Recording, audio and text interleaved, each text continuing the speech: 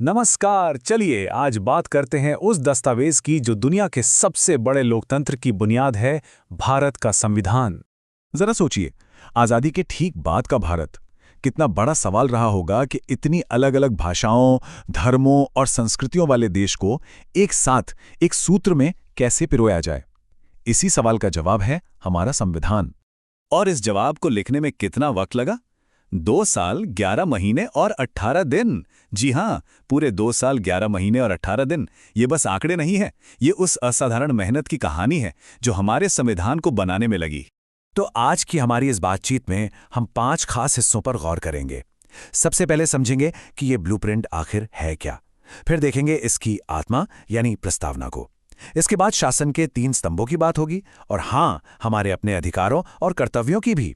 और आखिर में ये जानेंगे कि हमारा संविधान एक लिविंग डॉक्यूमेंट क्यों कहलाता है। तो चलिए शुरू करते हैं। सबसे पहले ये समझते हैं कि आखिर ये ब्लूप्रिंट बना कैसे, इसकी नींव कैसे रखी गई। तो तारीखें यहां बहुत अहम हैं। इसे अपनाया गया 26 नवंबर 1949 को और फिर ठीक 2 महीने बाद 26 जनवरी 1950 को यह पूरी तरह से लागू हो गया। और यही वो ऐतिहासिक दिन है जिसे हम गणतंत्र दिवस के रूप में मनाते हैं, जब भारत असल में एक गणराज्य बना और ये दस्तावेज देश का सबसे बड़ा कानून, सुप्रीम लॉ बन गया। और इसके बनने की कहानी वो भी कम दिलचस्प नहीं है। सब कुछ शुरू हुआ जुलाई 1946 में, जब संविधान सभा के लिए चुनाव हुए। आजादी के बाद इस सभा ने अपना काम शुरू किया और काम भी कैसा। लगभग 3 साल तक, कुल 114 दिनों तक हर एक मुद्दे पर, हर एक शब्द पर जबरदस्त बहस हुई। और इस सब के बाद आखिरकार 26 नवंबर 1949 को वो दिन आया जब इसका फाइनल ड्राफ्ट पास हुआ। चलिए अब आते हैं संविधान के दिल पर, उसकी आत्मा पर, यानी इसकी प्रस्तावना, प्रीएम्बल पर। और ये सिर्फ एक इंट्रोडक्शन नहीं है, ये समझिए कि ये पूरे संविधान का सार है, उसका आईना है जिसमें इसके सारे मूल सिद्धांत झलकते हैं। और इसकी शुरुआत ही देखिए कितनी दमदार है। हम भारत के लोग, ये सिर्फ 3 शब्द नहीं है, ये एक ऐलान है। ये साफ साफ बताता है कि इस संविधान को शक्ति किसी राजा या किसी बाहरी ताकत से नहीं, बल्कि सीधे भारत के लोगों से मिलती है।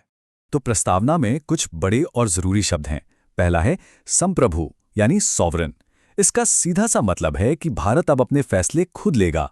अपने घर के मामले हों या दुनिया के, हम पूरी तरह से आजाद हैं। हमारे ऊपर किसी और देश का कोई कंट्रोल नहीं। अगला शब्द है समाजवादी यानी सोशलिस्ट। वैसे ये शब्द 1976 में जोड़ा गया था और इसका मकसद है एक ऐसा समाज बनाना जहां सामाजिक और आर्थिक बराबरी हो। मतलब देश की दौलत और मौके कुछ लोगों तक ही सीमित ना रहें, बल्कि सबको मिले। फिर आता है पंथ निरपेक्ष यानी सेक्युलर। ये बहुत ही अहम है। इसका मतलब है कि भारत का यानी सरकार का अपना कोई धर्म नहीं है। सरकार के लिए सब धर्म बराबर हैं और हर इंसान को पूरी आज़ादी है कि वो किसी भी धर्म को माने, उसकी पूजा पाठ करे या चाहे तो किसी भी धर्म को न माने। और फिर है लोकतांत्रिक गणराज्य, डेमोक्रेटिक रिपब्लिक। इसमें 2 बातें हैं। लोकतांत्रिक मतलब सरकार वो होगी जिसे लोग चुनेंगे अपने वोट से, और गणराज्य मतलब देश का जो सबसे बड़ा पद है यानी हेड ऑफ स्टेट, वो भी चुना हुआ होगा, कोई राजा रानी नहीं जिनका पद खानदानी हो। तो ये तो हुई संविधान की आत्मा की बात। अब जरा इसके ढांचे को देखते हैं। हमारे संविधान ने देश को चलाने के लिए सरकार को 3 मजबूत खंभों या कह लें कि 3 पिलर्स पर खड़ा किया है। और यहां शक्तियों का बंटवारा बड़ा साफ है। पहला पिलर है विधायिका यानी हमारी संसद, जिसका काम है कानून बनाना। दूसरा है कार्यपालिका यानी सरकार, जो उन कानूनों को लागू करती है, एक्शन में लाती है। और तीसरा न्यायपालिका यानी हमारी अदालतें, जो ये देखती हैं कि सब कुछ कानून के हिसाब से हो रहा है या नहीं। मजे की बात यह है कि ये तीनों एक दूसरे पर नजर भी रखते हैं ताकि कोई भी एक अपनी ताकत का गलत इस्तेमाल न कर सके। इसके अलावा भारत का ढांचा संघीय है, एक फेडरल स्ट्रक्चर। इसका मतलब है कि पावर सिर्फ दिल्ली में नहीं है, बल्कि केंद्र और राज्यों के बीच बंटी हुई है। जैसे कुछ बड़े और पूरे देश से जुड़े मामले, डिफेंस, बैंकिंग, दूसरे देशों से रिश्ते, ये सब केंद्र सरकार देखती है। इसे कहते हैं यूनियन लिस्ट। और जो स्थानीय मामले हैं जैसे पुलिस, स्वास्थ्य, खेती, इनकी जिम्मेदारी राज्यों की सरकारों पर है।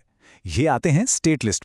तो सरकार कैसे चलेगी ये तो हमने देख लिया, पर अब आते हैं उस हिस्से पर जो हम सब से, हर एक नागरिक से सीधे सीधे जुड़ा है।